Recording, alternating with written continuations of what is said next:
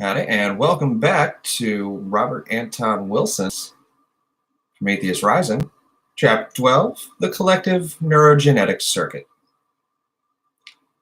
Let's see if I can get this situated. There we go. The sixth circuit of the brain. Oh, wait, no, there was a thing. It is no longer the right that is conservative. The entire left is also suddenly conservative. The liberal and radical left have fallen behind. FM Esfandieri, upwingers. The sixth circuit of the brain kicks into action when the nervous system begins to receive signals from within the individual neuron from the RNA-DNA dialogue, the neurogenetic feedback system. The entire nervous system, including the brain, has been designed, like the rest of the body, by the code within the DNA molecule, which sends signals via messenger RNA molecules to tell the organism what to do: grow red hair, have blue eyes, stand up, walk now, start to talk, find a mate, etc. Our entire mental lives, our brain hardware and software exist within the perimeters of this DNA master tape. With neurogenetic consciousness, these DNA archives become accessible to brain scanning while awake. They are always accessible as archetypes of the Jungian collective unconscious during dreaming sleep. The first to achieve the neurogenetic awareness a few thousand years ago spoke of memories of past lives, reincarnation, immortality, etc. That these neurological adepts were speaking of something real in the best language of their day is indicated by the fact that many of them, especially Hindus and Sufis, gave marvelously accurate poetic vistas of evolution millennia before Darwin and foresaw superhumanity before Nietzsche. The Greeks called this the vision of Pan, the Chinese the great Tao, the Hindus Atman consciousness, the numinous, awful, sublime god, goddess, and demon figures who appear in the initial stages of this awakening are Jung's archetypes of the collective unconscious, and are recognized as victors from dreamtime by primitives, as them from Siddha by witches, as the weird people in 1,000 folk traditions. Gurdjieff calls this circuit the true emotional center. The Akashic records of Theosophy, the phylogenetic unconscious of Dr. Stanislaus Grof, the Gaia hypothesis of biologists Margulis and Lovelock, which holds that the biosphere of this planet and one intelligent organism are three modern metaphors for this circuit. The visions of past and future evolution described by those who have had trans-time experiences during close to death or clinical death trauma also describe the circuit for neurogenetic reality tunnel. Specific exercises to trigger neurogenetic imprints are not to be found in yogic teaching. It usually happens, if at all, after many years of expertise in the kind of advanced Raja Yoga that develops Circuit 5 somatic bliss. Heavy doses of LSD, of course, always trigger temporary neurogenetic vistas. The neurogenetic circuit is best considered in terms of current science as the genetic archives activated by excitement of antihistone proteins, the DNA memory coiling back to the dawn of life and containing also the genetic blueprints for the future of evolution. I am he that was and is and shall be, a sentence from the Egyptian Book of the Dead in hieroglyph and in his own handwriting, was found on the desk where Beethoven composed the Ninth Symphony and all his later aeon-spanning evolutionary music. One judges from this and from the music itself that Beethoven had opened the neurogenetic circuit. Here dwell primordial archetypes far older than language, yet newer than tomorrow, personifying this circuit as being Crowley. As a being, Crowley tells us, the babe in the egg of blue, cf. The final image of Kubrick's 2001 Space Odyssey, RAW, represents the higher self. The connection is with the symbolism of the dwarf in mythology. In his absolute innocence and ignorance, he is the fool, he is the savior, the great fool of Celtic legend and pure fool of Act 1 of Parsifal. He is also the Green Man of spring festivals, so we see him fully armed as Bacchus Diffus, male and female, Diffuse? No. Male and female in one, the bisexual Baphomet, and Zeus, Arenothelus, Arenothelus? Arenothelus. Equally bisexual, he is shown in this full form in the tarot Trump 15, the devil. But the small person of Hindu mysticism, the dwarf insane yet crafty of many legends in many lands, is also the same, the silent self of a man or his holy guardian angel. These images are not poetic whimsies by Crowley. They reappear in dreams of individuals, the personal myth of the night, in myths of all people, the impersonal dreams of species, and, of course, over and over in UFO contact stories. Study the next two images carefully. Here we have a Baphomet holding a, well, it's I don't know if it's just a bad print, it's a penis key, or it's kind of a penis stinger with a bunch of little people in it. But Circuit 6, Neurogenetic Consciousness, this symbolizes a pan-like God displaying the concept of genetic memories, symbolized by the human-animal seed form in the testicles. The next one, we have a, looks like a divine feminine kind of nature thing with the moon on it and a seashell, so, Venus, effectively. Another archetype from the Neurogenetic archives, the collective unconscious, the Great Mother symbolizes the genetic memories as illustrated by the flower, bird, etc. Oh yeah, she has those in her hair and a little birdie with it. The language of this circuit is the multi-level language of Finnegan's Wake, where Finnegan is Finn again, Finn McCool of Irish legend, reborn, and Huck Finn, again also sailing down Mrs. Liffey, both the river Anna Liffey in Ireland and Huck Finn's Mississippi, where Mark the One is king and is King Mark, cuckolded by Tristan, but Mark Twy is Mark Twain, married to a wife he called Livy, just like the Irish River, and Mark the Tris is cuckolded Mark and cuckolding Tristan in one, while Marcus Leones is all of them, plus Mark the Apostle, his emblematic lion, always shown with him in medieval art. Leo the lion, Leo in the zodiac and all associated fire signs, and one of the four old men, Matt Gregory, Marcus Leones, Luke Tarpey, and Johnny McDougal, who haunt the dreamer all night, symbolizing the four evangelists, the four bedposts surrounding the sleeper, the four antique circuits, the four suits of tarot or ordinary playing cards, the four elements of the ancients, and all the other fours that Jung has found omnipresent in the collective unconscious. The two parallel the evolution of the first four circuits in human and mammalian history. Joyce also offers the four stages of development of the grasshopper, egg, larvae, chrysalis, adult, and such dream logic quartifications as egg burst, egg blend, egg burial, and hatches hatch can. Their weatherings and their marryings and their buryings and their natural selections, a human pest, cycling pissed, and recycling pest, and there he goes pust again, etc.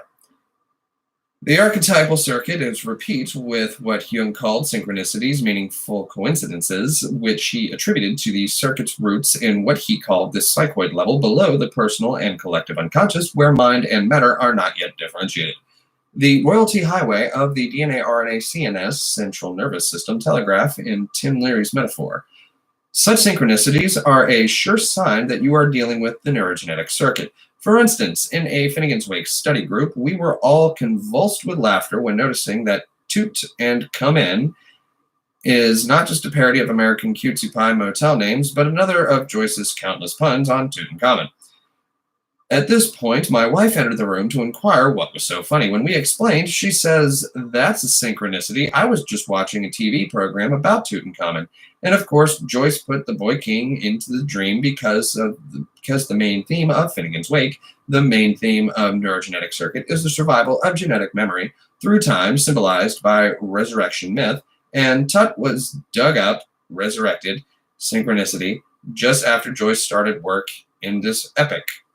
Something about it. As Joyce explains the logic of the neurogenetic circuit, this Arth of years is not save brick dust and being humus, the same returns. The earth gives back in new forms what is buried, since. On the bunk of our breadwinning lies the crops of our seed father, comment superfluous to those who know the golden bow. Bow. And foul if you but, will rise you must.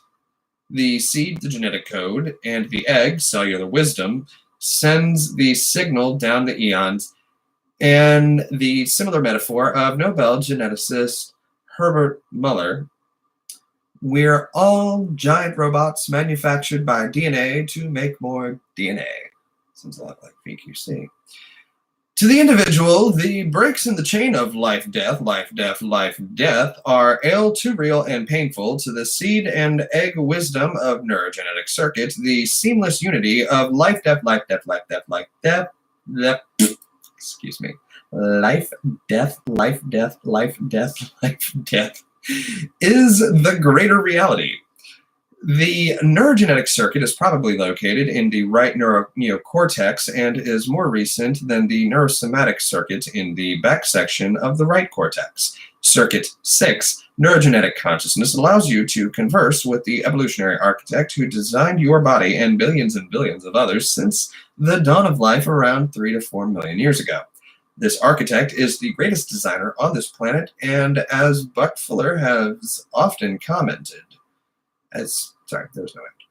no human architect has yet equaled her efficiency or her aesthetics in such routine products as roses, eggs, insect colonies, fish, etc. She or he can be personified in modern terms as mother DNA or father nucleic acid. The rationalist immediately objects that such personification, however inescapable it is to all who have encountered the architect directly on the circuit, is illegitimate because she or he is unconscious. The rebuttal given by all Circuit 6 adepts in all cultures and all ages is that she or he is not unconscious but intoxicated, and it is a divine intoxication. Less poetically, where we humanize this architect into a big mama or big daddy, or animalize it into a jackal-headed being like the Egyptian, or insexualize it into a praying mantis like one African tribe, or spiritualize it into something totally abstract like Hindus and Christian scientists, we are only depicting one cross-section of this 3 to 4 billion year old being. When we molecularize it as DNA, we are also only seeing one cross-section, the most useful cross-section for scientific analysis.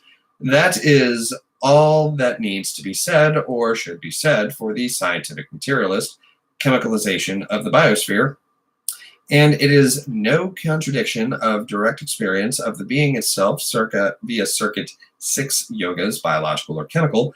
Indeed, the direct experience undoubtedly can and has helped many scientists get a wider, more holistic view of what is going on in evolution, which they have brought down to Circuit 3 in better linguistic models. Teilhard de Chardin is one but not only example of a scientist whose evolutionary model has been improved by such direct Circuit 6 experience.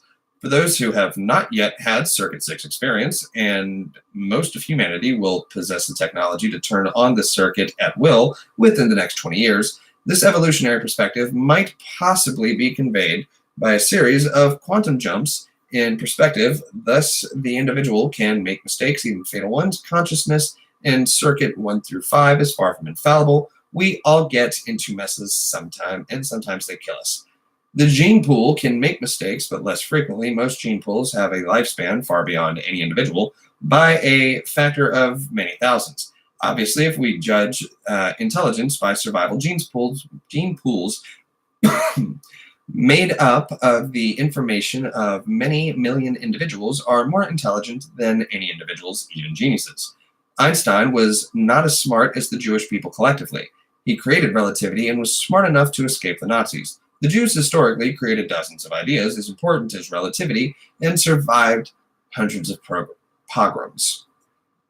The species is even more intelligent than the gene pool. It lives millions of times longer than any individual, many thousands times longer than any gene pool. The biosphere, Gaia, the DNA script, is more intelligent than all individuals, gene pools, and species. It has survived everything thrown at it for nearly 4 billion years and is getting smarter all the time.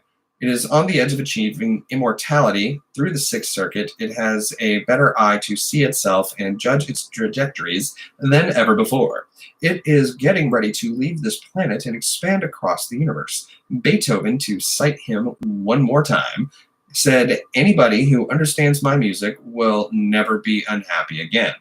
That is because his music is the song of the Sixth Circuit of Gaia, the life spirit becoming conscious of herself, of her powers, of her own capacities for infinite progress. Exercises. List 1. List at least 15 similarities between New York or any large city and an insect colony, such as a beehive or termite hill. If you can't think of at least 15, read Edward Wilson's Sociobiology. Contemplate the information in the DNA loop which created both of these enclaves of higher coherence and organization in primate and insect societies. 2. Read the Upanishads, and every time you see the word Atman or world soul, translate it as DNA blueprint. See if it makes sense to you that way. 3. Contemplating these issues usually triggers Jungian synchronicities. See how long after reading this chapter you encounter an amazing coincidence, in other words, seeing DNA on a license plate, having a copy of the Upanishads given to you unexpectedly, seeing an image of like Crowley's Pan or Great Mother in a work of popular art, etc. 4. Explain such synchronicity when it occurs in Circuit 3 rationalist terms, mere coincidence, etc. 5. Psychologist Barbara Honegger explains synchronicities by saying that the right brain hemisphere where this circuit is located moves you in space-time to the place where your synchronicity will occur, while the rationalist left brain invents rationalizations to go there.